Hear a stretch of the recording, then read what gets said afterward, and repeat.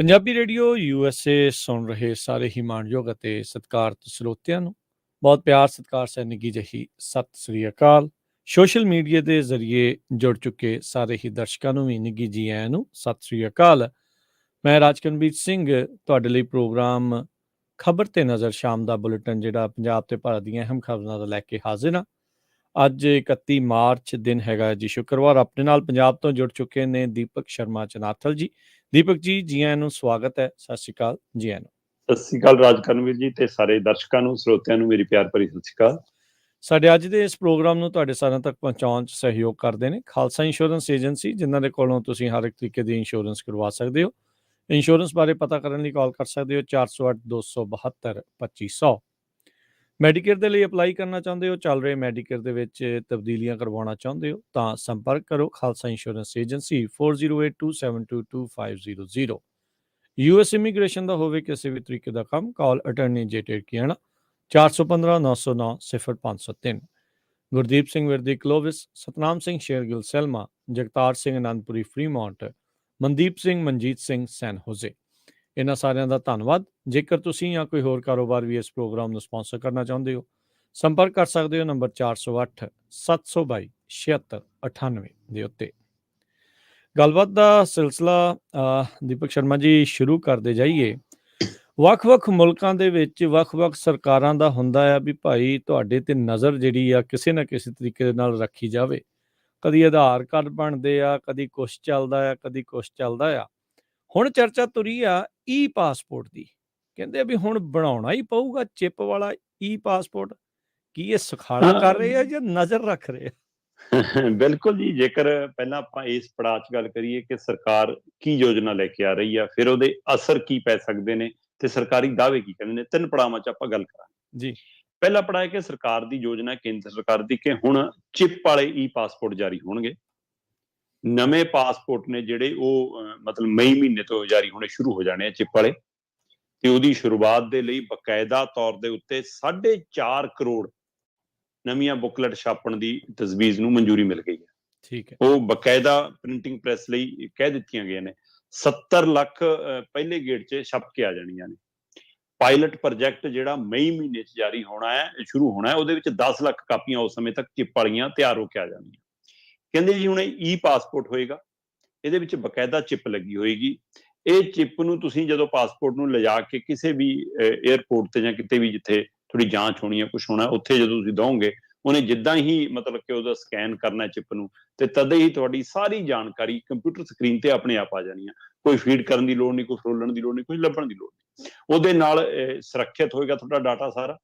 ਉਹਦੇ ਨਾਲ ਤੁਹਾਡਾ ਜੇਕਰ ਮਤਲਬ ਕਿ ਪਾਸਪੋਰਟ ਦੇ ਵਿੱਚ ਕੋਈ ਪੰਨਾ ਫਟ ਜਾਂਦਾ ਹੈ, ਕੋਈ ਵੀਜ਼ੇ ਵਾਲਾ ਪੇਜ ਫੜ ਲਿਆ ਜਾਂਦਾ ਜਾਂ ਕੁਛ ਛੇੜਖਾਨੀ ਹੁੰਦੀ ਹੈ, ਤਾਂ ਉਹ ਮੌਜੂਦ ਰਹੇਗਾ। ਹਾਂ, ਪਾਸਪੋਰਟ ਹੋਣਾ ਜ਼ਰੂਰੀ ਹੈ ਕਿਉਂਕਿ ਚਿੱਪ ਤਾਂ ਉਹਦੇ ਵਿੱਚ ਲੱਗੀ ਹੈ ਨਾ ਜੀ। ਚਲੋ, ਪਰ ਹੁਣ ਇਹ ਸਾਰੇ ਦੇ ਵਿੱਚ ਉਹ ਕਹਿੰਦੇ ਕਿ ਚਿੱਪ ਨਾਲ ਸਕੈਨ ਹੋਣ ਨਾਲ ਥੋੜੀ ਸੁਰੱਖਿਆ ਵਧੇਗੀ। ਹੁਣ ਮੈਂ ਜਦੋਂ ਇਸ ਨੂੰ ਗੌਰ ਨਾਲ ਦੇਖ ਰਿਹਾ ਸੀਗਾ ਤਾਂ ਇਹਦੇ ਵਿੱਚ ਪਹਿਲੂ ਸਾਫ਼ ਦਿੱਤਾ ਉਹਨਾਂ ਨੇ ਕਿ ਬਿਲਕੁਲ ਜੀ ਇਹ ਬੜੇ ਅਸੀਂ ਇਸ ਦੇ ਲਈ ਲਾਇਆ ਕਿ ਤਾਂ ਕਿ ਤੁਹਾਡੀ ਪੂਰੀ ਜਾਣਕਾਰੀ ਉਪਲਬਧ ਹੋਵੇ, ਸੁਰੱਖਿਅਤ ਹੋਵੇ, ਟੈਕਨੋਲੋਜੀ ਦੇ ਹਾਣ ਦੀ ਹੋਵੇ, ਇਲੈਕਟ੍ਰੋਨਿਕ ਤਰੀਕੇ ਦੇ ਨਾਲ ਤੁਹਾਡਾ ਡਾਟਾ ਸਾਰਾ ਫੀਡ ਹੋ ਜਾਵੇ ਕੰਪਿਊਟਰਾਂ ਦੇ ਵਿੱਚ, ਤੇ ਤਾਂ ਕਿ ਕਿਤੇ ਵੀ ਕੋਈ ਦਿੱਕਤ ਨਾ ਆਵੇ। ਦੁਨੀਆ ਭਰ ਤੁਸੀਂ ਕਿਤੇ ਘੁੰਮੋ, ਤੁਹਾਡੀ ਜਾਣਕਾਰੀ ਇੱਕ ਐਂਟਰ ਮਾਰਦੇ ਹੀ ਸਾਹਮਣੇ ਆ ਜਾਵੇ। ਸਭ ਕੁਝ ਆ ਜਾਵੇ। ਇਹਦੇ ਲਈ ਬਕਾਇਦਾ ਭਾਰਤ ਸਰਕਾਰ ਨੇ ਨਾਸਕ ਦੇ ਵਿੱਚ ਜਿਹੜੀ ਸਰਕਾਰੀ ਪ੍ਰੈਸ ਹੈ ਉੱਥੋਂ ਇਹ ਛਪਣੇ ਨੇ ਨਵੇਂ। ਜਿਵੇਂ ਆਪਾਂ ਗੱਲ ਕਰ ਰਹੇ ਹਾਂ ਕਿ ਮਈ 2023 ਤੋਂ ਪਾਇਲਟ ਪ੍ਰੋਜੈਕਟ ਸ਼ੁਰੂ ਹੋਣਾ। ਪਹਿਲੇ ਪਾਇਲਟ ਪ੍ਰੋਜੈਕਟ 'ਚ ਕਹਿੰਦੇ 10 ਲੱਖ ਇਹ ਚਿੱਪ ਵਾਲੇ ਈ ਪਾਸਪੋਰਟ ਅਸੀਂ ਲਾਂਚ ਕਰ ਦੇਣੇ ਆ, ਤੇ ਪਹਿਲੇ ਪੜਾਅ ਦੇ ਵਿੱਚ ਇਸੇ ਵਰੇ ਦੇ ਦੌਰਾਨ ਇਹ ਜਿਹੜਾ ਵਰਾ ਹੈ, ਇਸ ਵਰੇ ਦੇ ਦੌਰਾਨ ਹੀ 70 ਲੱਖ ਨਵੇਂ ਛਪ ਕੇ ਆ ਜਾਣੇ ਆ। 4.5 ਕਰੋੜ ਬੁਕਲਟ ਛਾਪੀਆਂ ਜਾ ਰਹੀਆਂ। ਜਿਸ ਤੇਜ਼ੀ ਨਾਲ ਭਾਰਤ 'ਚ ਪਾਸਪੋਰਟ ਬਣ ਰਹੇ ਨੇ, ਉਸ ਵਾਲੇ ਨਾਲ ਕਹਿੰਦੇ 4.5 ਕਰੋੜ ਅਸੀਂ ਨਵੇਂ ਚਿੱਪ ਵਾਲੇ ਈ ਪਾਸਪੋਰਟ ਤਿਆਰ ਕਰ ਰਹੇ ਹਾਂ ਜੀ। ਹੁਣ ਤੱਕ ਭਾਰਤ ਦੇ ਵਿੱਚ 10 ਕਰੋੜ ਤੋਂ ਵੱਧ ਲੋਕਾਂ ਕੋਲ ਪਾਸਪੋਰਟ ਹੈ ਰਾਜਵੀਰ ਜੀ। ਜੇਕਰ ਆਪਾਂ ਉਹਨਾਂ 10 ਕਰੋੜ ਲੋਕਾਂ ਦੀ ਗੱਲ ਕਰੀਏ ਤਾਂ ਹੁਣ ਕਿਸੇ ਕੋਲ ਵੀਜ਼ਾ ਮਲਟੀਪਲ ਹੈ, ਕਿਸੇ ਕੋਲ 3 ਮਹੀਨੇ ਦਾ, ਕਿਸੇ ਨੇ ਟਰੰਕ ਚੋਂ ਹੀ ਨਹੀਂ ਅਜੇ ਕੱਢਿਆ, ਕਈ ਕਿੰਨੇ ਮੁਲਕ ਘੁੰਮਿਆ ਆ। ਸੋ ਹੁਣ ਉਹ ਪੁਰਾਣੇ ਪਾਸਪੋਰਟਾਂ ਦਾ ਕੀ ਬਣੇਗਾ, ਫਿਰ ਜਿਹਨ 'ਚ ਇਹ ਸਵਾਲ ਆਉਂਦਾ। ਸੋ ਇਹ ਕਹਿੰਦੇ ਜੀ ਪੁਰਾਣੇ ਵੀ ਨਹੀਂ ਛੱਡਣੇ, ਚਿੱਪ ਉਹਨਾਂ 'ਚ ਵੀ ਫਿੱਟ ਕਰਨੀ ਆ। ਠੀਕ ਹੈ। ਪਹਿਲੇ ਪੜਾਅ ਦੇ ਵਿੱਚ ਜਿਹੜੇ ਸੇਵਾ ਕੇਂਦਰਾਂ ਦੇ ਉੱਤੇ ਭੀੜ ਘੱਟ ਹੁੰਦੀ ਆ, ਜਿਹੜੇ ਸੇਵਾ ਕੇਂਦਰਾਂ ਦੇ ਉੱਤੇ ਮਤਲਬ ਕਿ ਨਵੇਂ ਬਣਾਉਣ ਦੇ ਲਈ ਜਾਂ ਪੁਰਾਣੇ ਨੂੰ ਨਿਊ ਕਰਾਉਣ ਦੇ ਲਈ ਘੱਟ ਭੀੜ ਲੱਗਦੀ ਆ, ਉਹਨਾਂ ਦੇ ਰਾਹੀਂ ਇਹ ਪਹਿਲ ਕਦਮੀ ਸ਼ੁਰੂ ਕਰਨੀ ਆ। ਪੁਰਾਣੇ ਪਾਸਪੋਰਟ ਵੀ ਤੁਹਾਡੇ ਵਾਪਸ ਲੈ ਕੇ ਉਹਨਾਂ 'ਚ ਚਿਪ ਫਿੱਟ ਕਰਕੇ ਤੁਹਾਨੂੰ ਦਿੱਤੀ ਜਾਏਗੀ। ਅੱਛਾ, ਠੀਕ ਹੈ। ਹੁਣ ਉਹ ਪ੍ਰੋਸੈਸ ਕਦੋਂ ਸ਼ੁਰੂ ਹੋਣਾ ਹੈ, ਅਜੇ ਉਹਦੀ ਨੀਮਾਵਲੀ, ਉਹਦਾ ਰੂਪ ਰੰਗ, ਉਹਦੇ ਮਾਪਦੰਡ ਤੈਅ ਹੋਣੇ ਬਾਕੀ ਨੇ, ਪਰ ਨਵੇਂ ਵਾਲਾ ਕੰਮ ਸ਼ੁਰੂ ਹੋ ਗਿਆ। ਮਤਲਬ ਜੇ ਮਈ ਦੇ ਵਿੱਚ 10 ਲੱਖ ਛਪ ਕੇ ਆਉਣੇ ਆ, ਇਹਦਾ ਮਤਲਬ ਹੁਣ ਤੱਕ ਤਾਂ ਚਲਿਆ ਗਿਆ ਕੰਮ। ਤੇ ਇਸ ਲਈ ਹੁਣ ਇਹ ਖਬਰ ਬਾਹਰ ਆ ਰਹੀ ਆ ਤੇ ਨਾਸਿਕ 'ਚ ਹੋ ਰਿਹਾ ਜੀ ਇਹ ਪ੍ਰੋਜੈਕਟ। ਹੁਣ ਨਾਸਿਕ ਸਾਰਿਆਂ ਨੂੰ ਪਤਾ ਕਿੱਥੇ ਹੈ ਤੇ ਕਾਹਦਾ ਅੱਡਾ ਹੈ। ਚਲੋ, ਪਰ ਇਹਦੇ ਤੋਂ ਵੱਡਾ ਸਵਾਲ ਜਿਹੜਾ ਦੂਸਰਾ ਉਹਨਾਂ ਨੇ ਦਾਅਵਾ ਕੀਤਾ, ਉਹਨਾਂ ਨੇ ਦਾਅਵਾ ਇਹ ਕੀਤਾ ਕਿ ਇਹ ਪਾਸਪੋਰਟ ਬਣਨ ਨਾਲ 70 ਮੁਲਕ ਨੇ ਜਿਹੜੇ ਸਿੱਧੇ, ਜਿਹੜੇ ਮਤਲਬ ਇੰਟਰਨੈਸ਼ਨਲ ਸਿਵਲ ਐਵੀਏਸ਼ਨ ਸੰਸਥਾ ਦੇ ਨਾਲ ਅਟੈਚਡ ਨੇ ਜਿਹੜੇ ਮੁਲਕ, ਉਹਨਾਂ 70 ਮੁਲਕਾਂ ਦੇ ਵਿੱਚ ਭਾਰਤੀ ਜੇਕਰ ਹੀ ਪਾਸਪੋਰਟ ਹੋਊਗਾ ਤਾਂ ਤੁਹਾਨੂੰ ਇਮੀਗ੍ਰੇਸ਼ਨ 'ਚ ਕੋਈ ਦਿੱਕਤ ਨਹੀਂ ਆਊਗੀ। ਅੱਛਾ, ਇਹ ਦਾਅਵਾ ਹੈ। ਪਰ ਇਹੀ ਦਾਅਵਾ ਨਹੀਂ ਹੈ ਇਕੱਲਾ, ਇਹ ਤੋਂ ਵੀ ਵੱਡਾ ਦਾਅਵਾ ਇਹ ਹੈ, ਉਹ ਕਹਿੰਦੇ ਜੀ ਇਹਦੇ ਨਾਲ ਨਕਲੀ ਪਾਸਪੋਰਟ ਵਾਲਾ ਕੰਮ ਮਸਲਾ ਹੀ ਨਿਬੜ ਜੂਗਾ। ਅੱਛਾ, ਚਲੋ, ਬੜੀ ਚੰਗੀ ਲੱਗਦੀ ਹੈ ਗੱਲ ਸੁਣਨ ਨੂੰ ਕਿ ਹਾਂ ਭਾਈ, ਇੱਕ ਤਾਂ ਸਾਨੂੰ 70 ਦੇਸ਼ਾਂ ਦੀ ਇਮੀਗ੍ਰੇਸ਼ਨ ਵਾਲਾ ਮਸਲਾ ਸਾਡਾ ਹੱਲ ਹੋ ਗਿਆ, ਦੂਜਾ ਸਾਨੂੰ ਇਹ ਚੰਗਾ ਲੱਗਦਾ ਸੁਣਨ ਕੇ ਲਓ ਭਾਈ ਹੁਣ ਨਕਲੀ ਪਾਸਪੋਰਟ ਵਾਲਾ ਬਖੇੜਾ ਖਤਮ, ਕਿ ਮੇਰੇ ਨਾਂ ਤੇ ਕਿਸੇ ਹੋਰ ਨੇ ਬਣਾ ਲਿਆ ਜਾਂ ਕਿਸੇ ਦੇ ਨਾਂ ਤੇ ਕਿਸੇ ਐਡਰੈਸ ਤੇ ਬਣ ਗਿਆ, ਉਹ ਕੁਝ ਨਹੀਂ ਹੋ ਸਕਦਾ, ਕਿਉਂਕਿ ਤੁਹਾਡਾ ਪਾਸਪੋਰਟ ਦਾ ਰਿਕਾਰਡ ਕਹਿੰਦੇ ਪਹਿਲੇ ਈ ਚਿਪ 'ਚ ਪਿਆ। ਠੀਕ ਹੈ ਨਾ।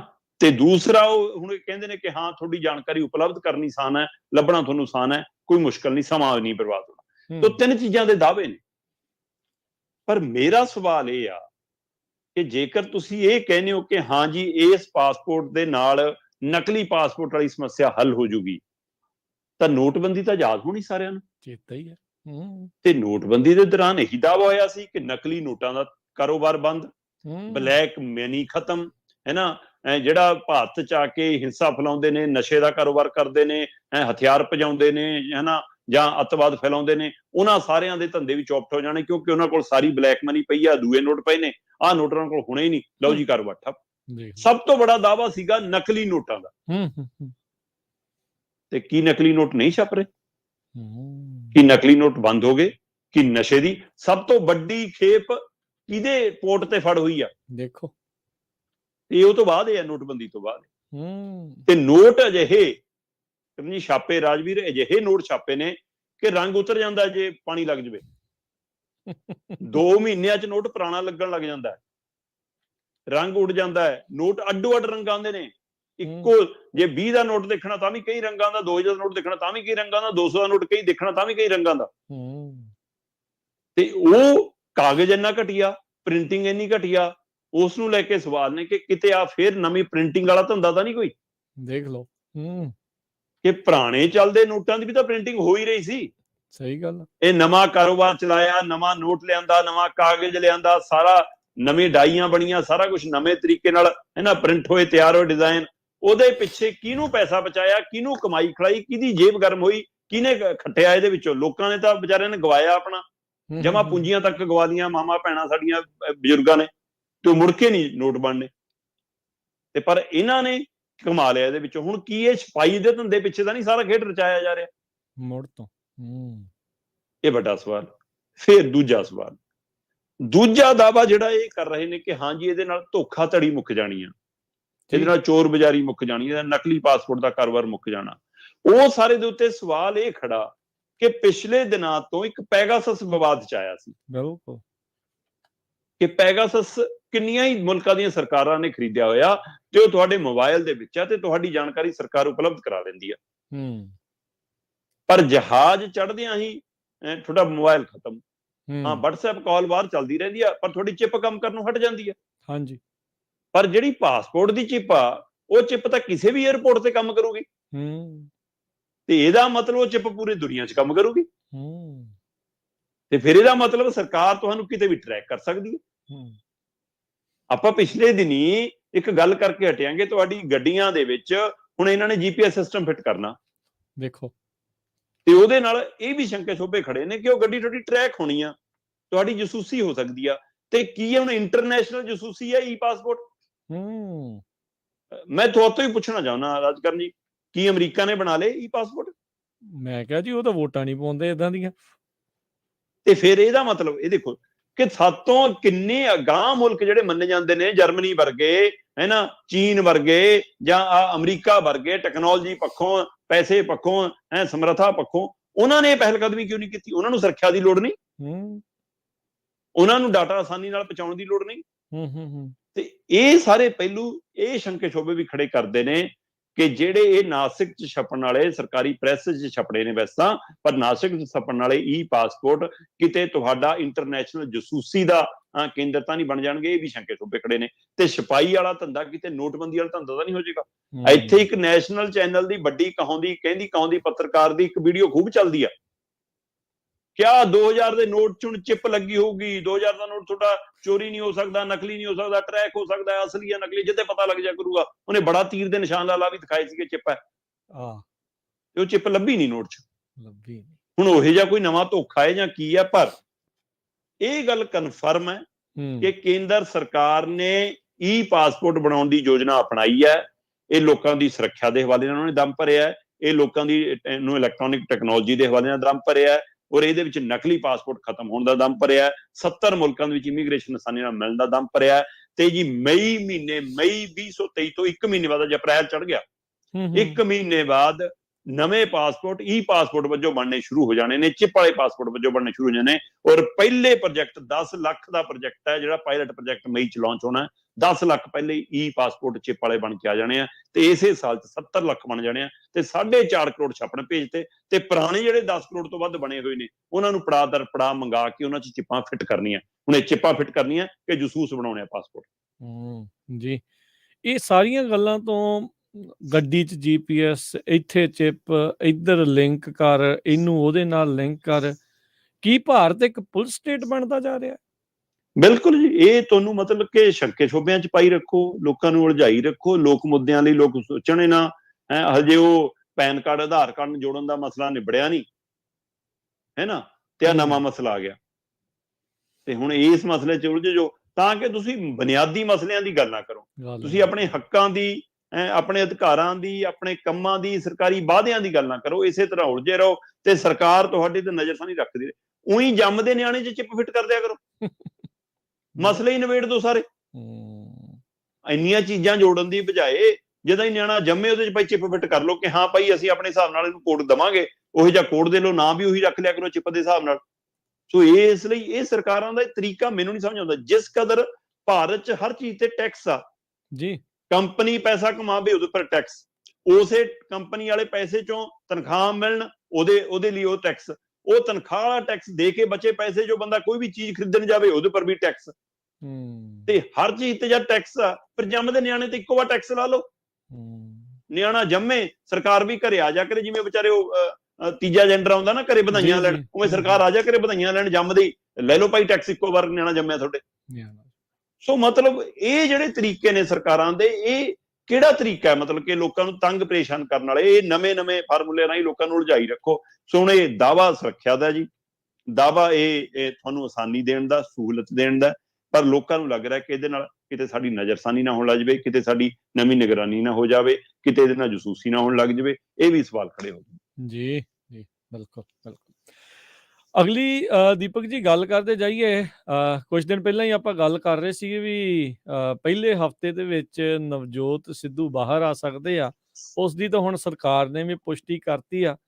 ਨਵਜੋਤ ਸਿੱਧੂ ਬਾਹਰ ਤੇ ਪੰਜਾਬ ਦੀ ਸਿਆਸਤ 'ਚ ਨਵਾਂ ਭੁਚਾਲ।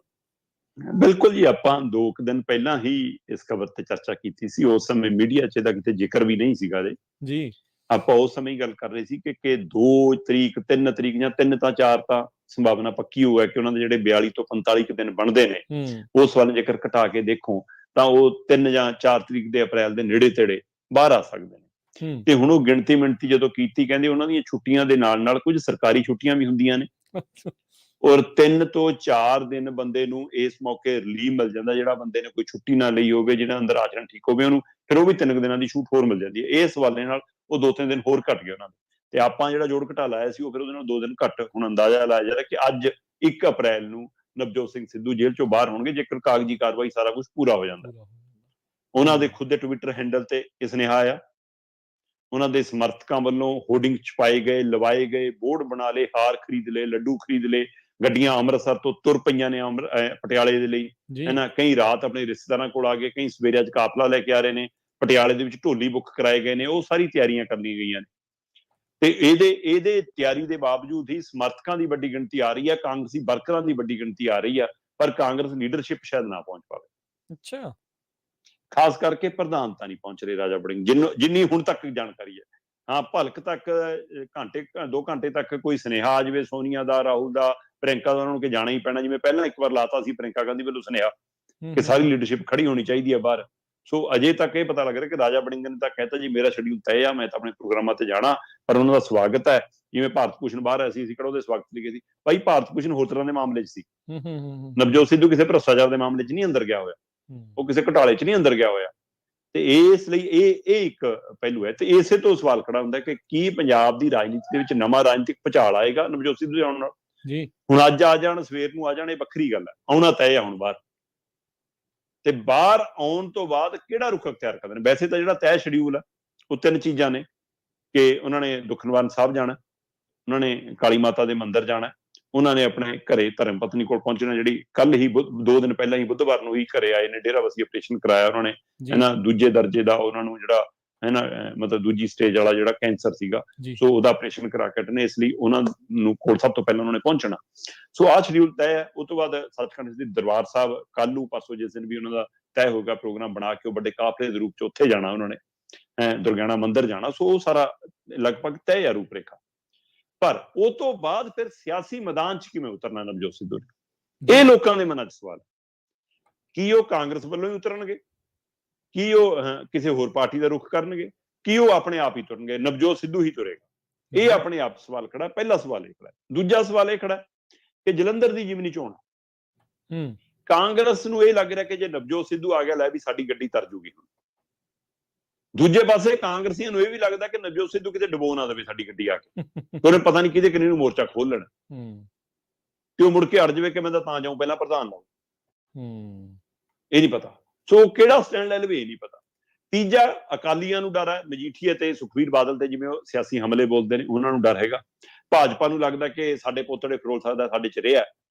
ਤੇ ਸਭ ਤੋਂ ਵੱਧ ਡਰ ਇਸ ਮੌਕੇ ਆਮ ਆਦਮੀ ਪਾਰਟੀ ਦੀ ਸਰਕਾਰ ਨੂੰ ਲੱਗ ਰਿਹਾ, ਜਿਨ੍ਹਾਂ ਨੇ ਕਦੇ ਭਗਵੰਤ ਮਾਨ ਰਾਹੀਂ, ਕੇਜਰੀਵਾਲ ਰਾਹੀਂ, ਹੋਰ ਲੀਡਰਾਂ ਰਾਹੀਂ ਨਵਜੋਤ ਸਿੱਧੂ ਨੂੰ ਨੇੜੇ ਲਿਆਉਣ ਦੀ ਕੋਸ਼ਿਸ਼ ਹੋਈ ਸੀ। ਖਾਸ ਕਰ ਜਦੋਂ ਬੀਜੇਪੀ ਸੀ, ਤਦ ਤੱਕ ਕੇਜਰੀਵਾਲ ਨੇ ਘਰੇ ਬੁਲਾ ਕੇ ਨਾਸਤਾ ਵੀ ਕਰਾ ਲਿਆ ਸੀਗਾ, ਸਾਰਾ ਕੁਛ, ਹੈ ਨਾ। ਤੇ ਇਸ ਲਈ ਉਹ ਨਵਜੋਤ ਸਿੱਧੂ ਤੋਂ ਹੁਣ ਆਮ ਆਦਮੀ ਪਾਰਟੀ ਸਭ ਤੋਂ ਵੱਡਾ ਡਰ ਲੱਗਦਾ ਹੈ ਕਿ ਸਾਡੇ 1 ਸਾਲ ਦੇ ਜਿਹੜੀ ਲਿਸਟ ਬਣੀ ਹੋਈ ਹੈ, ਮਤਲਬ ਖਾਮੀਆਂ ਦੀ, ਨਲਾਇਕੀਆਂ ਦੀ, ਗਲਤ ਫੈਸਲਿਆਂ ਦੀ, ਆਪ ਖੁਦਰੀਆਂ ਦੀ, ਦਿੱਲੀ ਵਾਲੀ ਧੱਕੇਸ਼ਾਹੀ ਦੀ, ਦਿੱਲੀ ਵੱਲੋਂ ਚਲਾਏ ਗਏ ਸਰਕਾਰਾਂ ਦੀ, ਉਹਦੇ ਵਿੱਚ ਸਾਡੇ ਚੰਦ ਚੰਗੇ ਕੰਮਾਂ ਨੂੰ ਇਹਨੇ ਲਾਂਭੇ ਕਰ ਦੇਣਾ, ਚੰਦ ਚੰਗੇ ਫੈਸਲੇ ਸਾਡੇ ਲਾਂਭੇ ਕਰ ਦੇਣਾ, ਸਾਡੀ ਇਸ਼ਤਿਹਾਰਬਾਜ਼ੀ ਨੂੰ ਪਰੇ ਰੱਖ ਦੇਣਾ, ਜਿਹੜੇ ਅਸੀਂ ਦਿਖਾਇਆ ਕਿ ਅਸੀਂ ਬਹੁਤ ਸਾਲ 'ਚ ਕੰਮ ਕਰਤਾ, ਹੈ ਨਾ, ਉਹ ਸਾਰਾ ਲਾਂਭੇ ਰੱਖ ਕੇ ਇਹਨੇ ਸਾਡੀਆਂ ਉਹਨਾਂ ਚੀਜ਼ਾਂ ਨੂੰ ਜਿਸ ਢੰਗ ਨਾਲ ਨਵਜੋਤ ਸਿੱਧੂ ਨੇ ਪੇਸ਼ ਕਰਨਾ, ਜਿਹੜੀਆਂ ਪਹਿਲਾਂ ਚਾਹੇ ਲੋਕਾਂ 'ਚ, ਵਿਰੋਧੀ ਧਿਰਾਂ 'ਚ, ਪਾਰਟੀਆਂ 'ਚ, ਮੀਡੀਆ 'ਚ ਕਿਤੇ ਆਈਆਂ ਵੀ ਹੋਣ, ਪਰ ਜਿਹੜਾ ਸ਼ੈਲੀ ਆ, ਜਿਹੜਾ ਅੰਦਾਜ਼ ਆ ਨਵਜੋਤ ਸਿੱਧੂ ਦਾ, ਕਿ ਉਹਦੇ ਨਾਲ ਲੋਕਾਂ ਨੂੰ ਸਮਝ ਆਊਗੀ। ਕਿਤੇ ਐ ਨਾ ਹੋਵੇ ਕਿ ਅਸੀਂ ਜਿਮਨੀ ਚੋਣ ਜਿਹੜੀ ਮਾੜੀ ਮੋਟੀ ਮੁਕਾਬਲੇ 'ਚ ਰਹਿਣਾ ਸੀ, ਉਹ ਤੋਂ ਵੀ ਬਾਹਰ ਹੋ ਜਾਈਏ।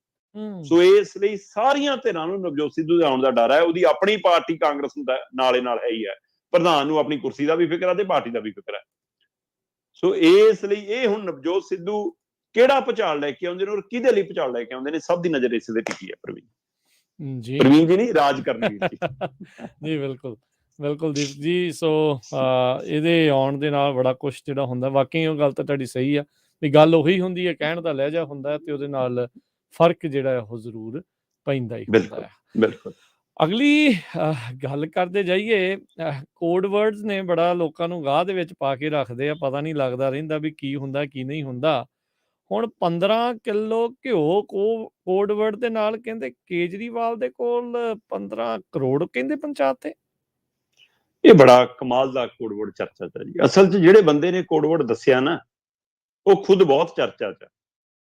ਔਰ ਉਹ ਕਹਿੰਦੇ ਚੋਰ ਚੋਰ ਮਸੇਰੇ ਭਰਾ, ਪਤਾ ਨਹੀਂ ਕੀ ਕਹਾਵਤ ਜੀ ਹੁੰਦੀ ਹੈ ਕੋਈ ਇਹੀ ਜੀ, ਇਦਾਂ ਹੀ। ਜੀ ਹੁਣ ਇਹ ਆਪ ਠੱਗ ਹੈ ਜੀ, ਇਹਦਾ ਨਾਂ ਹੀ ਠੱਗ ਹੈ ਬੰਦੇ ਦਾ, ਜਿਹੜਾ ਇਹ ਬੰਦਾ ਰੌਲਾ ਪਾ ਰਿਹਾ ਕਿ ਕੇਜਰੀਵਾਲ ਕੋਲ ਇਸ ਕੋਡ ਵਰਡ ਨਾਲ 15 ਕਰੋੜ ਪਹੁੰਚਾਏ, ਤੇ ਆਪ ਤਿਹਾੜ ਜੇਲ੍ਹ 'ਚ ਬੰਦ ਹੈ। ਦੇਖੋ, ਤੇ ਦਿੱਲੀ ਦੀ ਜੇਲ੍ਹ 'ਚ ਬੰਦ ਹੈ, ਤੇ ਕਹਿੰਦਾ ਜੀ ਇਸੇ ਜੇਲ੍ਹ ਦੇ ਵਿੱਚ ਕਹਿੰਦਾ ਕੇਜਰੀਵਾਲ ਨੇ ਆ ਜਾਣਾ ਜੀ। ਹੁਣ ਇਹ ਸੁਦੇਸ਼ ਠੱਗ ਜਿਹੜਾ ਸਤਿੰਦਰ ਜੈਨ ਦਾ ਨੇੜਲਾ ਦੱਸਿਆ ਜਾਂਦਾ ਰਿਹਾ, ਤੇ ਜਿਹੜਾ ਜੈਨ ਦੇ ਪੋਤੜੇ ਫਰੋਲਦਾ ਰਿਹਾ, ਜਿਹੜਾ ਕਹਿੰਦਾ ਰਿਹਾ ਕਿ ਜੈਨ ਆਪ ਆਰਾਮ ਕਰ ਰਿਹਾ, ਮੈਨੂੰ ਜੇਲ੍ਹ ਦੇ ਵਿੱਚ ਸਹੂਲਤਾਂ ਦਿਵਾਉਣ ਦੇ ਨਾਂ ਤੇ ਮੇਰੇ ਤੋਂ ਪੈਸੇ ਲਏ ਸੀ, ਮੈਨੂੰ ਰਾਜ ਸਭਾ ਦੀ ਟਿਕਟ ਦਿਵਾਉਣ ਦੇ ਨਾਂ ਤੇ ਪੈਸੇ ਲਏ ਸੀ, ਹੈ ਨਾ। ਇਹ ਜਿਹੜੀ ਐਕਸਾਈਜ਼ ਪਾਲਿਸੀ ਆ ਉਹ ਸਾਰਾ ਮੈਨੂੰ ਪਤਾ ਹੈ ਜੀ, ਕਿਵੇਂ ਕਪੜਾ ਹੋਇਆ, ਉਹ 'ਚ ਜੈਨ ਕਿਵੇਂ ਆ, ਸਿਸੋਦੀਆ ਕਿਵੇਂ ਆ, ਕੇਜਰੀਵਾਲ ਦੀ ਮੌਜੂਦਗੀ ਵੀ ਹੈ। ਤੇ ਹੁਣ ਫੇਰ ਉਸ ਨੇ ਬਕਾਇਦਾ ਤੌਰ ਤੇ 700 ਪੰਨਿਆਂ ਦੀ ਚੈਟ ਦਾ ਰਿਕਾਰਡ ਸਾਹਮਣੇ ਲਿਆਂਦਾ, ਬੱਲੇ ਬੱਲੇ ਬੱਲੇ। ਤੇ ਉਹ ਆਪਣੇ ਵਕੀਲ ਰਾਹੀਂ ਲੈ ਕੇ ਆਇਆ। ਠੀਕ ਹੈ। ਉਹਨੇ ਆਪਣੇ ਵਕੀਲ ਨੇ, ਉਹ ਪਹਿਲਾਂ ਵੀ ਕਿੰਨਾ ਕੁਝ ਚਿੱਠੀਆਂ ਲਿਖ, ਸਾਰਾ ਕੁਝ ਲਿਖ, ਦਸਤਾਵੇਜ਼ੀ ਲਿਖ, ਤੇ ਹੁਣ ਫਿਰ ਉਹ ਜੇਲ੍ਹ ਦੇ ਅੰਦਰੋਂ ਉਹਨੇ ਆਪਣੇ ਵਕੀਲ ਦੇ ਰਾਹੀਂ 700 ਪੰਨਿਆਂ ਦੀ ਚੈਟ ਦਾ, WhatsApp ਚੈਟ ਦਾ ਇੱਕ ਹਵਾਲਾ ਦੇ ਕੇ ਕਹਿ ਕੇ ਐਕਸਾਈਜ਼ ਪਾਲਿਸੀ 'ਚ ਚਾਹੇ ਉਹ ਕੀ ਹੈ ਕਵਿਤਾ ਹੋਵੇ, ਤੇ ਚਾਹੇ ਕੋਈ ਹੋਰ ਐਕਸਾਈਜ਼ ਦੇ ਵਿਭਾਗ ਦੇ ਅਧਿਕਾਰੀ ਹੋਣ, ਚਾਹੇ ਕਾਰੋਬਾਰੀ ਹੋਣ, ਉਹਨਾਂ ਸਾਰਿਆਂ ਨਾਲ ਸਿੱਧਾ ਲੈਣ ਦੇਣ ਦਾ ਸੰਬੰਧ ਕਹਿੰਦਾ ਕੇਜਰੀਵਾਲ, ਉਹਨੇ ਸਿੱਧਾ ਕੇਜਰੀਵਾਲ ਤੇ ਦੋਸ਼ ਮੜਿਆ ਸਿੱਧਾ ਹੀ। ਹੁਣ ਕੇਜਰੀਵਾਲ ਜਾਂ ਤਾਂ ਮਾਨਹਾਨੀ ਦਾ ਕੇਸ ਕਰੇ, ਤੇ ਜਾਂ ਫਿਰ ਆਪਣੀ ਸਫਾਈ ਰੱਖੇ, ਜਾਂ ਫਿਰ ਮਤਲਬ ਇਹ ਗੱਲ ਮੰਨੇ ਕਿ ਹਾਂ ਭਾਈ ਹੋਇਆ। ਹੁਣ ਉਹ ਬੰਦਾ ਕਹਿੰਦਾ ਹੈ ਆਪਣੀ ਇਸ ਚੈਟ ਦੇ ਰਾਹੀਂ, ਇਸ ਆਪਣੀ ਸੁਨੇਹੇ ਰਾਹੀਂ ਜਿਹੜੀ ਵਕੀਲ ਨੂੰ ਭੇਜੀ ਹੈ, ਕਹਿੰਦਾ ਜੀ ਅਸੀਂ 2020 ਦੇ ਵਿੱਚ ਇਸ ਕੋਡ ਵਰਡ ਨਾਲ, ਮੈਨੂੰ ਕੇਜਰੀਵਾਲ ਨੇ ਕਿਹਾ ਸੀਗਾ ਕਿ ਆਹ ਕੋਡ ਵਰਡ ਰੱਖ ਲੈ, 15 ਕਿਲੋ ਘਿਓ, ਤੇ ਇਹਦਾ ਮਤਲਬ ਹੈ 15 ਕਰੋੜ। ਕਹਿੰਦਾ 15 ਕਿਲੋ ਘਿਓ ਦੇ ਕੋਡ ਵਰਡ ਨਾਲ ਅਸੀਂ 15 ਕਰੋੜ ਰੁਪਈਆ ਕੇਜਰੀਵਾਲ ਕੋਲ ਪਹੁੰਚਦਾ ਕੀਤਾ। ਸੋ ਹੁਣ ਇਹ ਵੱਡਾ ਸਵਾਲ ਖੜਾ ਹੋ ਗਿਆ। ਉਹ ਕਹਿੰਦਾ ਜੀ ਇਹ ਕੋਡ ਵਰਡ ਦੇ ਰਾਹੀਂ ਮੈਂ ਹੈਦਰਾਬਾਦ ਦੇ ਵਿੱਚ, ਜਾਂ ਅਸੀਂ ਹੈਦਰਾਬਾਦ ਦੇ ਵਿੱਚ 2020 ਦੇ ਵਿੱਚ 15 ਕਰੋੜ ਪਹੁੰਚਦਾ ਕੀਤਾ। ਇਹੀ ਨਹੀਂ, ਉਹ ਕਹਿੰਦਾ ਇਹ ਤੋਂ ਪਹਿਲਾਂ ਵੀ ਮੈਂ 75 ਕਰੋੜ ਰੁਪਈਆ ਭਜਵਾ ਚੁੱਕਿਆ ਕੇਜਰੀਵਾਲ ਨੂੰ। ਠੀਕ ਹੈ। ਤੇ ਹੁਣ ਆ 15 ਕਿਲੋ ਘਿਓ ਸਿੱਧਾ ਇੱਕ ਸੂਬੇ ਦੇ ਮੁੱਖ ਮੰਤਰੀ, ਇੱਕ ਪਾਰਟੀ ਦੇ ਸੁਪਰੀਮੋ ਤੇ ਉਹਨਾਂ ਦੇ ਨੇੜਲਾ ਹੋਣ ਦਾ ਦਮ ਭਰਨ ਵਾਲਾ ਬੰਦਾ, ਜਿਹੜਾ ਕਹਿੰਦਾ ਮੈਨੂੰ ਟਿਕਟਾਂ ਵੀ ਦੇਣ ਦੀ ਦਮ ਭਰਿਆ ਗਿਆ, ਉਹਦੇ ਪੈਸੇ ਲੈ ਗਏ, ਜਿਹੜਾ ਕਹਿੰਦਾ ਕਿ ਮੈਨੂੰ ਜੇਲ੍ਹ 'ਚ ਚੰਗੀਆਂ ਸਹੂਲਤਾਂ ਦਿਵਾਉਣ ਲਈ ਵੀ ਪੈਸੇ ਲੈ। ਹੁਣ ਜੇਲ੍ਹ 'ਚ ਸਹੂਲਤਾਂ ਤਾਂ ਮਿਲਦੀਆਂ, ਜੈਨ ਸਾਹਿਬ ਨੂੰ ਮਿਲਦੀਆਂ, ਆਪਾਂ ਦੇਖੀਆਂ। ਉਹਨਾਂ ਲਈ ਰੈਸਟੋਰੈਂਟ ਵੀ ਖੁੱਲਿਆ, ਮਸਾਜ ਸੈਂਟਰ ਵੀ ਖੁੱਲਿਆ, ਉਹਨਾਂ ਲਈ ਦਫ਼ਤਰ ਵੀ ਉੱਥੇ ਹੀ ਖੁੱਲ ਗਿਆ, ਮੰਤਰਾਲਾ ਵੀ ਉੱਥੋਂ ਹੀ ਚੱਲੀ ਗਿਆ। ਸੋ 9 ਮਹੀਨੇ ਬੰਦਾ ਜੇਲ੍ਹ 'ਚ ਮੰਤਰੀ ਹੋ ਕੇ ਬੈਠਾ ਰਿਹਾ, ਤੇ ਸਿਸੋਦੀਆ ਤੋਂ ਬਾਅਦ ਉਹਨੂੰ ਵੀ ਅਸਤੀਫਾ ਦੇਣਾ ਪਿਆ, ਜਾਂ ਲੈਣ ਦੀ ਹਿੰਮਤ ਨਹੀਂ ਸੀ ਸਰਕਾਰ 'ਚ, ਸਵਾਲ ਰਿਹਾ। ਸੋ ਉਸੇ ਜੈਨ ਦੇ ਉੱਤੇ, ਉਸੇ ਸਿਸੋਦੀਆ ਦੇ ਉੱਤੇ, ਬਾਹਰ ਹੁਣ ਮੁੱਖ ਮੰਤਰੀ ਵਜੋਂ ਵਿਚਰ ਰਹੇ ਕੇਜਰੀਵਾਲ ਦੇ ਉੱਤੇ, ਉਹ ਠੱਗ ਨੇ ਜਿਹੜਾ ਖੁਦ ਜੇਲ੍ਹ ਦੇ ਵਿੱਚ ਧੋਖਾਧੜੀ ਦੇ ਮਾਮਲੇ 'ਚ 200 ਕਰੋੜ ਦੀ ਠੱਗੀ ਦੇ ਮਾਮਲੇ 'ਚ ਅੰਦਰ ਹੈ।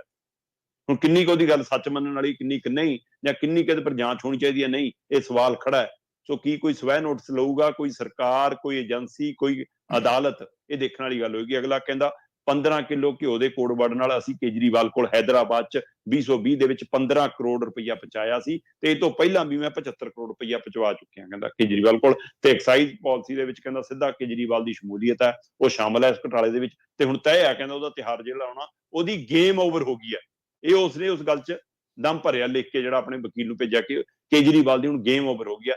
ਸੋ ਐਡਾ ਬੜਾ ਦੋਸ਼ ਮੜਨਾ, ਹੁਣ ਉਸ ਮਸਲੇ ਤੇ ਕੇਜਰੀਵਾਲ ਕਿਵੇਂ ਰਿਐਕਟ ਕਰਦੇ ਨੇ, ਦੇਖਣ ਵਾਲੀ ਗੱਲ ਹੋਏਗੀ।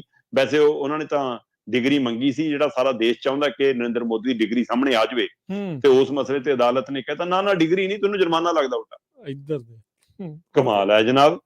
ਅਸੀਂ ਤਾਂ ਕਹਿੰਦੇ ਹਾਂ ਕਿ ਪੰਜਾਬ ਦਾ ਜਿਹੜੇ ਐਮਐਲਏ ਤੇ ਸਵਾਲ ਖੜੇ ਹੋਏ ਨੇ 12ਵੀਂ ਵਾਲੀ ਡਿਗਰੀ ਨੂੰ ਲੈ ਕੇ, ਉਹ ਡਿਗਰੀ ਦਿਖਾ ਦੇਵੇ, ਇਕੱਲਾ ਗੈਜਟ ਤਾਂ ਆਇਆ ਜੀ, ਡਿਗਰੀ ਸ਼ਾਇਦ ਸਾਹਮਣੇ ਨਹੀਂ ਆਈ। ਤੇ ਇੱਧਰ ਉਹਨਾਂ ਦੀ ਪਾਰਟੀ ਦੇ ਸੁਪਰੀਮੋ ਪ੍ਰਧਾਨ ਮੰਤਰੀ ਦੀ ਡਿਗਰੀ ਮੰਨਦੇ ਨੇ, ਉਧਰ ਅਦਾਲਤ ਕਹਿੰਦੀ ਨਹੀਂ, ਤੁਹਾਡੇ ਤੇ 25,000 ਜੁਰਮਾਨਾ, ਤੁਸੀਂ ਜੁਰਮਾਨਾ ਭਰੋ, ਤੇ ਤੁਸੀਂ ਡਿਗਰੀ ਨਾ ਮੰਗੋ। ਸੋ ਹੁਣ ਇਹ ਸਮਝ ਨਹੀਂ ਆਉਂਦੀ। ਕੇਜਰੀਵਾਲ ਸਾਹਿਬ ਪਹਿਲਾਂ ਆਪਣੇ ਪੰਜਾਬ ਵਾਲੇ ਐਮਐਲਏ ਨੂੰ ਕਹਿਣਗੇ ਤੂੰ ਡਿਗਰੀ ਦਿਖਾ, ਜਾਂ ਪ੍ਰਧਾਨ ਮੰਤਰੀ ਡਿਗਰੀ ਮੰਗਣ ਲਈ ਕਿਸੇ ਅਗਲੀ ਉੱਪਰੀ ਅਦਾਲਤ ਜਾਣਗੇ, ਦੇਖਣ ਵਾਲੀ ਗੱਲ ਹੋਏਗੀ। ਪਰ ਖੁਦ 15 ਕਰੋੜ ਦੇ ਤੇ 75 ਕਰੋੜ ਦੇ ਤੇ ਐਕਸਾਈਜ਼ ਪਾਲਿਸੀ ਘੁਟਾਲੇ ਦੇ ਲੱਗੇ ਦੋਸ਼ਾਂ ਦਾ ਕੀ ਜਵਾਬ ਦੇਣਗੇ, ਦੇਖਣ ਵਾਲੀ ਗੱਲ। ਜੀ ਬਿਲਕੁਲ, ਬਹੁਤ ਕੁਝ ਜਿਹੜਾ ਗੁੰਝਲਦਾਰ ਜਿਹੜਾ ਇਦਾਂ ਜਿਹੜਾ ਉਹ ਚੱਲਦਾ ਰਹਿੰਦਾ।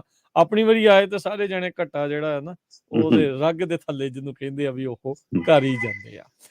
ਅਗਲੀ ਦੀਪਕ ਜੀ ਗੱਲ ਕਰੀਏ, ਚੀਫ ਸੈਕਟਰੀ ਜੰਜੂਆ ਰਿਟਾਇਰ ਹੋ ਰਹੇ ਨੇ, ਨਵੇਂ ਦੀ ਭਾਲ। ਬਿਲਕੁਲ ਜੀ, ਕੱਲ 31 ਮਾਰਚ ਨੂੰ ਰਿਟਾਇਰ ਹੋ ਗਏ ਨੇ। IAS 1998 ਨਹੀਂ 88-99 ਦੇ ਬੈਚ ਦੇ ਸੀਗੇ ਇਹ। ਸੋ ਉਹ ਪੀਕੇ ਜੰਜੂਆ ਹੋਰੀ ਜਿਹੜੇ ਕਈ ਵੱਖ-ਵੱਖ ਅਹੁਦਿਆਂ ਤੇ ਰਹੇ, ਪਰ ਪਿਛਲੀਆਂ ਸਰਕਾਰਾਂ ਦੇ ਸਮੇਂ, ਕੈਪਟਨ ਚੰਨੀ ਦੇ ਸਮੇਂ, ਇਹਨਾਂ ਦੀ ਮਤਲਬ ਜਿਹੜੀ ਉੱਪਰਲਾ ਰੈਂਕ ਬਣਦਾ ਸੀ ਉਹਨੂੰ ਵੀ ਦਰਕਨਾਰ ਕਰਕੇ ਕਈਆਂ ਨੂੰ ਉੱਪਰ ਲਿਆ ਕੇ ਚੀਫ ਸੈਕਟਰੀ ਜਾਂ ਵੱਡੇ ਅਹੁਦੇ ਦਿੱਤੇ ਜਾਂਦੇ ਰਹੇ। ਪਰ ਇਹ ਅੰਦਰ ਲੋਬੀ ਆਪਸ ਵਿੱਚ ਕੰਮ ਕਰਦੀ ਹੈ, ਅਫਸਰਸ਼ਾਹੀ ਲੋਬੀ ਦਾ ਇੱਕ ਆਪਣੇ ਇਹਨਾਂ ਦੀ ਲੋਬੀਆਂ ਨੇ, ਉਸ ਲੋਬੀ ਦੇ ਵਿੱਚ ਇਹ ਉਸ ਸਮੇਂ ਕਿਨਾਰੇ ਸੀ। ਤੇ ਹੁਣ ਭਗਵੰਤ ਮਾਨ ਦੀ ਸਰਕਾਰ ਦੇ ਆਉਣ 'ਚ ਇਹ ਲੋਬੀ ਭਾਰੀ ਪੈ ਗਈ, ਤੇ ਪੀਕੇ ਜੰਜੂਆ ਹੋਰੀ ਚਾਹੇ ਉਹ ਰੈਂਕ ਦੇ ਆਧਾਰ ਤੇ, ਚਾਹੇ ਆਪਣੀ ਪ੍ਰਮੁੱਖਤਾ ਦੇ ਆਧਾਰ ਤੇ, ਚਾਹੇ ਪਹੁੰਚ ਦੇ ਆਧਾਰ ਤੇ, ਉਹਨਾਂ ਨੂੰ ਚੀਫ ਸੈਕਟਰੀ ਦਾ ਅਹੁਦਾ ਮਿਲਿਆ, ਜਦੋਂ ਕਿ ਇਹ ਪਹਿਲਾਂ ਕਈ ਵਿਵਾਦਾਂ 'ਚ ਵੀ ਇੱਕ ਦੋ ਵਾਰ ਫਸ ਲਏ ਸੀਗੇ ਜੀ। ਹਾਂ, ਤੇ ਬੀਕੇ ਜੰਜੂਆ ਹੋਰਾਂ ਦੀ ਰਿਟਾਇਰਮੈਂਟ ਹੁੰਦੀ ਹੈ 31 ਮਾਰਚ ਨੂੰ, ਤੇ ਉਸੇ ਦਿਨ ਐਡੀਸ਼ਨਲ ਚੀਫ ਸੈਕਟਰੀ ਜਿਹੜੇ ਸਮਾਜਿਕ ਸੁਰੱਖਿਆ ਮਹਿਲਾ ਬਾਲ ਵਿਕਾਸ ਵਿਭਾਗ ਦੇ ਨੇ ਸ਼ੰਕਰ ਸਰੋਜ ਹੋਰੀ, ਉਹ ਵੀ ਰਿਟਾਇਰ ਹੋ ਜਾਂਦੇ ਤੇ ਉਹ ਵੀ ਉਸੇ ਮਤਲਬ 88-99 ਬੈਚ ਦੇ ਨੇ। ਸੋ ਇਸ ਲਈ ਇਹ ਦੋਏ ਅਧਿਕਾਰੀਆਂ ਦਾ IAS ਅਧਿਕਾਰੀ BK ਜੰਜੂਆ ਔਰ ਇਹਨਾਂ ਜਿਹੜੇ ਸ਼ੰਕਰ ਸਰੋਜ ਨੇ, ਉਹਨਾਂ ਦਾ ਰਿਟਾਇਰ ਹੋਣ ਤੋਂ ਬਾਅਦ ਹੁਣ ਇਹ ਪੋਸਟਾਂ ਖਾਲੀ ਨੇ। ਹੁਣ ਚੀਫ ਸੈਕਟਰੀ ਲਈ ਵੀ ਤੇ ਐਡੀਸ਼ਨਲ ਚੀਫ ਸੈਕਟਰੀ ਲਈ ਵੀ ਦੋਏ ਅਹੁਦਿਆਂ ਲਈ ਨਾਮਾਂ ਦੀ ਚਰਚਾ ਤੁਰ ਪਈ ਆ, ਤੇ ਸਭ ਤੋਂ ਵੱਡਾ ਨਾਮ ਜਿਹੜਾ ਚੀਫ ਸੈਕਟਰੀ ਲਈ ਚੱਲ ਰਿਹਾ ਉਹ BK ਸਿੰਘ ਦਾ ਚੱਲ ਰਿਹਾ ਕਿ BK ਸਿੰਘ ਸਭ ਤੋਂ ਵੱਡੇ ਦਾਅਵੇਦਾਰ ਨੇ ਚੀਫ ਸੈਕਟਰੀ ਬਣਨ ਲਈ, ਰੈਂਕ ਦੇ ਹਿਸਾਬ ਨਾਲ ਵੀ, ਉਹਨਾਂ ਦੀ ਬੈਚ ਦੇ ਹਿਸਾਬ ਨਾਲ ਵੀ ਉਹਨਾਂ ਦਾ। ਪਰ ਇੰਨਾ ਹੀ ਨੀਗਾ, ਇਹ ਤੋਂ ਬਿਨਾਂ AK ਸਿਨਹਾ ਦਾ ਨਾਮ ਵੀ ਚੱਲੀ ਜਾਂਦਾ, ਇਸ ਤੋਂ ਬਿਨਾਂ ਅਨੁਰਾਗ ਅਗਰਵਾਲ ਦਾ ਨਾਮ ਵੀ ਚੱਲੀ ਜਾਂਦਾ। ਸੋ ਇਹ ਸਾਰਿਆਂ ਦਾ 1990 ਬੈਚ ਦੇ ਨੇ ਅਨੁਰਾਗ ਅਗਰਵਾਲ ਹੋਰੀ। ਸੋ ਇਸ ਹਵਾਲੇ ਨਾਲ ਕੀ ਕਿਸੇ ਨੂੰ ਵੈਸੇ AK ਸਿਨਹਾ ਹੋਰਾਂ ਤੋਂ ਵੀ ਉੱਪਰ ਕਈ ਸੀਨੀਅਰ ਰਹਿ ਗਏ, ਪਰ ਜਦੋਂ ਕਈ ਵਾਰ ਪਹਿਲੇ ਕ੍ਰੋਸ ਕਰਦੇ ਰਹੇ ਨੇ ਕਿ ਉਹ ਪਹੁੰਚ ਕਰ ਲੈਣਗੇ, ਕਿ ਉਹਨਾਂ ਦੀ ਚੱਲ ਜਾਏਗੀ ਜਾਂ ਉਹਨਾਂ ਦੇ ਭਰੋਸਾ ਟੁੱਟਾ ਜਾਏਗਾ, ਦੇਖਣ ਵਾਲੀ ਗੱਲ ਹੈ। ਹੁਣ ਕੌਣ ਚੀਫ ਸੈਕਟਰੀ ਔਰ ਕੌਣ ਐਡੀਸ਼ਨਲ ਚੀਫ ਸੈਕਟਰੀ ਬਣਦਾ, ਸਾਰੇ ਇਸ ਕਤਰੇ ਦੇ ਵਿੱਚ ਰਾਜਨੀਤਿਕ ਗਲਿਆਰਿਆਂ 'ਚ ਹੁਣ ਇਸੇ ਗੱਲ ਦੀ ਚਰਚਾ, ਕਿਉਂਕਿ ਲੈ ਦੇ ਕੇ ਮੁੱਖ ਮੰਤਰੀ ਤੋਂ ਬਾਅਦ ਜੇਕਰ ਕੋਈ ਪਾਵਰਫੁਲ ਮੰਨਿਆ ਜਾਂਦਾ ਜਾਂ ਕੁਝ ਚਲਾਉਣ ਵਾਲਾ ਮੰਨਿਆ ਜਾਂਦਾ, ਕੰਮ ਕਰ ਜਿਹਨੇ ਅਸਲੀ ਕਾਗਜ਼ਾਂ 'ਚ ਕਰਨਾ ਸਾਰਾ ਕੁਝ, ਚੀਫ ਸੈਕਟਰੀ ਹੀ ਮੰਨਿਆ ਜਾਂਦਾ। ਸੋ ਹੁਣ ਦੇਖਣ ਵਾਲੀ ਗੱਲ ਹੋਗੀ ਕਿ ਚੀਫ ਸੈਕਟਰੀ ਦਾ ਉਹਦਾ ਕਿਹਨੂੰ ਸੰਭਾਲਦੇ ਨੇ। ਕੀ BK ਜੰਜੂਆ ਨੂੰ ਪਹਿਲੇ ਸਰਕਾਰਾਂ ਦੇ ਵਾਂਗ ਰਿਟਾਇਰ ਹੋਏ ਬੰਦਿਆਂ ਨੂੰ ਕਿਤੇ ਨਾ ਕਿਤੇ ਪੋਸਟਾਂ ਦੇ ਕੇ ਨਾਲ ਰੱਖਣ ਦੀ ਜਿਹੜੀ ਕਵਾਇਦ ਰਹੀ ਆ, ਕਿ ਉਵੇਂ BK ਜੰਜੂਆ ਨੂੰ ਨਾਲ ਰੱਖਣ ਦੀ ਵੀ ਕੋਈ ਕੋਸ਼ਿਸ਼ ਕਰਨਗੇ ਭਗਵੰਤ ਮਾਨ, ਇਹ ਵੀ ਦੇਖਣ ਵਾਲੀ ਗੱਲ ਹੋਈ। ਜੀ ਜੀ ਅਗਲੀ ਆਪਾਂ ਗੱਲ ਕਰ ਲਈਏ ਦੀਪਕ ਜੀ, ਸੰਦੀਪ ਸਿੰਘ ਕਾਫੀ ਨਾਮ ਚਰਚਿਤ ਜਿਹੜਾ ਹੋ ਰਿਹਾ, ਵਿਵਾਦ ਦੇ ਵਿੱਚ ਵੀ ਜਿਹੜੇ ਉਹ ਜੁੜੇ ਰਹੇ, ਤੇ ਕਹਿੰਦੇ ਮੰਤਰੀ ਸੰਦੀਪ ਸਿੰਘ ਦਾ ਹੁਣ ਹੋਵੇਗਾ ਲਾਈ ਡਿਟੈਕਟਰ ਟੈਸਟ। ਹਾਂ ਬਿਲਕੁਲ ਜੀ, ਉਹ ਤੁਸੀਂ ਕਹਿ ਸਕਦੇ ਹੋ ਲਾਈ ਡਿਟੈਕਟਰ ਟੈਸਟ ਜਾਂ ਪੋਲੀਗ੍ਰਾਫ ਟੈਸਟ ਉਹ ਹੋਣਾ ਲਗਭਗ ਤੈਅ ਆ। ਅਸਲ 'ਚ ਕੀ ਹੈ ਕਿ ਇਹਨਾਂ ਦੇ ਖਿਲਾਫ ਜਿਹੜੀ ਜੂਨੀਅਰ ਮਹਿਲਾ ਕੋਚ ਜਿਹੜੀ ਖਿਡਾਰਨ ਵੀ ਆ, ਉਹਨੇ ਸਵਾਲ ਮੜੇ ਸੀਗੇ ਕਿ ਮੇਰੇ ਨਾਲ ਛੇੜਛਾੜ ਦੇ, ਜ਼ਬਰਦਸਤੀ ਦੇ ਕਰਨ ਦੇ ਜਾਂ ਮੈਨੂੰ ਯੂਜ਼ ਕਰਨ ਦੇ ਕੋਸ਼ਿਸ਼ਾਂ ਹੋਈਆਂ। ਉਹਦੇ ਰਾਹੀਂ ਉਹਨੇ ਕਈ ਆਪਣੇ ਪੱਖ ਰੱਖੇ ਕਿ ਮੈਨੂੰ ਐਂ ਬੁਲਾਇਆ ਗਿਆ ਜਾਂ ਮੈਨੂੰ ਇਸ ਲਿਸਟ ਚੋਂ ਬਾਹਰ ਕੀਤਾ ਗਿਆ, ਫਿਰ ਮੈਨੂੰ ਹੱਥ ਲਾਇਆ ਗਿਆ ਕੀਤਾ। ਉਹਨੇ ਬੜੇ ਦੋਸ਼ ਮੜੇ। ਉਹਨਾਂ ਦੋਸ਼ਾਂ ਦੇ ਵਾਲੇ ਨੇ ਜਾਂਚ ਸ਼ੁਰੂ ਹੁੰਦੀ ਆ ਤੇ ਉਹ ਪੁਲਿਸ ਦੇ ਉੱਤੇ ਵੀ ਸਵਾਲ ਖੜੇ ਕਰਦੀ ਰਹੀ ਹੈ ਕਿ ਉਹਨੂੰ ਪ੍ਰਭਾਵਿਤ ਕਰਨ ਦੀ ਕੋਸ਼ਿਸ਼ ਕੀਤੀ ਜਾਂਦੀ ਆ, ਖੱਟਰ ਉਹਨਾਂ ਨੇ ਅਜੇ ਤੱਕ ਉਹਨੂੰ ਮੰਤਰਾਲੇ ਤੋਂ ਬਾਹਰ ਕਿਉਂ ਨਹੀਂ ਕੀਤਾ। ਇਹ ਸਾਰੇ ਸਵਾਲ ਵੀ ਉੱਠਦੇ ਰਹੇ। ਇਹ ਸਭ ਦੇ ਦਰਮਿਆਨ ਸੰਦੀਪ ਸਿੰਘ ਹੋਰੀ ਜਿਹੜੇ ਹਾਕੀ ਦੇ ਵੱਡੇ ਖਿਡਾਰੀ ਰਹੇ ਨੇ, ਨਾਮੀ ਖਿਡਾਰੀ ਰਹੇ ਨੇ, ਕਪਤਾਨ ਤੱਕ ਰਹੇ ਨੇ, ਇੰਨੇ ਇਨਾਮ ਜਿੱਤੇ ਨੇ, ਉਹ ਉਹਨਾਂ ਦਾ ਜਿਹੜਾ ਰੁਤਬਾ ਹੈ, ਉਸ ਰੁਤਬੇ ਦੇ ਹਵਾਲੇ ਨਾਲ ਉਹਨਾਂ ਨੇ ਸਪਸ਼ਟ ਜਵਾਬ ਦਿੰਦਾ ਰਿਹਾ ਕਿ ਮੇਰੇ ਰਾਜਨੀਤਿਕ ਕੈਰੀਅਰ ਨੂੰ ਪ੍ਰਭਾਵਿਤ ਕੀਤਾ ਜਾ ਰਿਹਾ, ਮੇਰੇ ਤੇ ਸਿੱਧੇ ਦੋਸ਼ ਮੜੇ ਜਾ ਰਹੇ ਨੇ, ਇਹ ਬੇਬੁਨਿਆਦ ਹੈ, ਇਹ ਬਿਲਕੁਲ ਝੂਠ ਹੈ। ਤੇ ਉਹ ਇਹ ਦਮ ਭਰਦੇ ਨੇ ਤੇ ਸਮੇਂ-ਸਮੇਂ ਪੁੱਛਗਿੱਛ ਲਈ ਉਹ ਮੌਜੂਦ ਵੀ ਹੁੰਦੇ ਰਹੇ ਨੇ। ਬੇਸ਼ੱਕ ਇਹ ਸਵਾਲ ਵੀ ਉੱਠਦਾ ਰਿਹਾ ਕਿ ਪੁੱਛਗਿੱਛ ਕਰਨ ਵਾਲੇ ਪੁਲਿਸ ਘਰੇ ਜਾਂਦੀ ਸੀ, ਉਹਨਾਂ ਨੂੰ ਕਿਉਂ ਨਹੀਂ ਬੁਲਾਉਂਦੀ ਸੀ, ਜਦੋਂ ਕਿ ਉਸ ਕੁੜੀ ਨੂੰ ਕਿੰਨੀ ਵਾਰ ਥਾਣੇ ਬੁਲਾਇਆ ਗਿਆ। ਇਸ ਪਰ ਵੀ ਸਵਾਲ ਹੋਏ। ਪਰ ਹੁਣ ਜਿਹੜੀ ਪੁਲਿਸ ਜਾਂਚ ਕਰ ਰਹੀ ਹੈ, ਟੀਮ ਜਾਂਚ ਕਰ ਰਹੀ ਹੈ, ਚੰਡੀਗੜ੍ਹ ਪੁਲਿਸ ਤੇ ਜਾਂਚ ਕਰ ਰਹੀ ਹੈ, ਉਸ ਨੇ ਕੋਰਟ 'ਚ ਹਵਾਲਾ ਦਿੱਤਾ ਕਿ ਸਾਨੂੰ ਤਸੱਲੀ ਬਖਸ਼ ਜਵਾਬ ਨਹੀਂ ਦੇ ਰਿਹਾ ਮੰਤਰੀ। ਠੀਕ ਹੈ। ਜਿਹੜੇ ਬੀਬੀ ਦੇ ਦੋਸ਼ ਮੜੇ ਨੇ, ਜਿਹੜੇ ਬੀਬੀ ਨੇ ਬਿਆਨ ਦਿੱਤੇ ਨੇ, ਉਹਨਾਂ ਬਿਆਨਾਂ ਨਾਲ ਸੰਦੀਪ ਦੇ ਬਿਆਨਾਂ ਦਾ ਮੈਚ ਨਹੀਂ ਹੁੰਦਾ। ਉਹ ਤਰੀਕਾ ਹੋਰ ਦੱਸਦੀ ਹੈ, ਇਹ ਤਰੀਕਾ ਹੋਰ ਦੱਸਦਾ ਹੈ। ਉਹ ਕਹਿੰਦੀ ਇੰਨੀ ਵਾਰ ਗਈ, ਇੰਨੀ ਵਾਰ ਬੁਲਾਇਆ, ਇਹ ਕਹਿੰਦਾ ਇੰਨੀ ਵਾਰ ਆਇਆ ਹੀ ਨਹੀਂ, ਇੰਨੀ ਵਾਰ ਮਿਲਿਆ। ਸੋ ਇਹ ਜਿਹੜੇ ਮੈਚ ਨਹੀਂ ਕਰਦੇ, ਉਹਦੇ ਲਈ ਕਹਿੰਦੇ ਸੱਚ ਕੀ ਆ ਇਹ ਜਾਣਨ ਲਈ ਅਸੀਂ ਉਹਦਾ ਪੋਲੀਗ੍ਰਾਫ ਜਾਂ ਜਿਹੜਾ ਹੈਗਾ ਮਤਲਬ ਕਿ ਲਾਈ ਡਿਟੈਕਟਿਵ ਟੈਸਟ ਕਰਾਉਣਾ ਜ਼ਰੂਰੀ ਆ। ਸੋ ਉਹਦੀ ਐਪਲੀਕੇਸ਼ਨ ਦਰਜ ਕਰ ਦਿੱਤੀ ਗਈ ਆ ਅਦਾਲਤ 'ਚ। ਹੁਣ ਅਦਾਲਤ ਜੇਕਰ ਮਨਜ਼ੂਰੀ ਦਿੰਦੀ ਆ ਤਾਂ ਸੰਦੀਪ ਸਿੰਘ ਹੋਰਾਂ ਦਾ ਲਾਈ ਡਿਟੈਕਟਿਵ ਟੈਸਟ ਜਾਂ ਪੋਲੀਗ੍ਰਾਫ ਟੈਸਟ ਹੋਣਾ ਤੈਅ ਆ। ਉਸ ਤੋਂ ਬਾਅਦ ਸੱਚ ਦਾ ਸੱਚ ਤੇ ਝੂਠ ਦਾ ਝੂਠ, ਦੁੱਧ ਦਾ ਦੁੱਧ ਤੇ ਪਾਣੀ ਦਾ ਪਾਣੀ ਹੋ ਜਾਏਗਾ। ਜੀ ਜੀ ਬਿਲਕੁਲ ਬਿਲਕੁਲ। ਤੇ ਬਹੁਤ ਮਿਹਰਬਾਨੀ, ਬਹੁਤ ਧੰਨਵਾਦ ਦੀਪਕ ਜੀ। ਮਿਲਾਂਗੇ ਆਪਾਂ ਹੁਣ ਅਗਲੇ ਹਫ਼ਤੇ। ਸਤਿ ਸ਼੍ਰੀ ਅਕਾਲ ਜੀ। ਮਿਹਰਬਾਨੀ। ਸਤਿ ਸ਼੍ਰੀ ਅਕਾਲ। ਸਤਿ ਸ਼੍ਰੀ ਅਕਾਲ। ਸੋ ਤੇ ਪ੍ਰੋਗਰਾਮ ਦੀ ਇੱਥੇ ਸਮਾਪਤੀ ਹੈ। ਮੇਰੇ ਰਾਜਕਰਮਜੀਤ ਸਿੰਘ ਵੱਲੋਂ ਵੀ ਤੁਹਾਨੂੰ ਬਹੁਤ ਪਿਆਰ ਸਤਿਕਾਰ ਨਿੱਘੀ ਜੀ ਸਤਿ ਸ਼੍ਰੀ ਅਕਾਲ। ਸੁਣਦੇ ਰਹੋ, ਦੇਖਦੇ ਰਹੋ ਪੰਜਾਬੀ ਰੇਡੀਓ USA।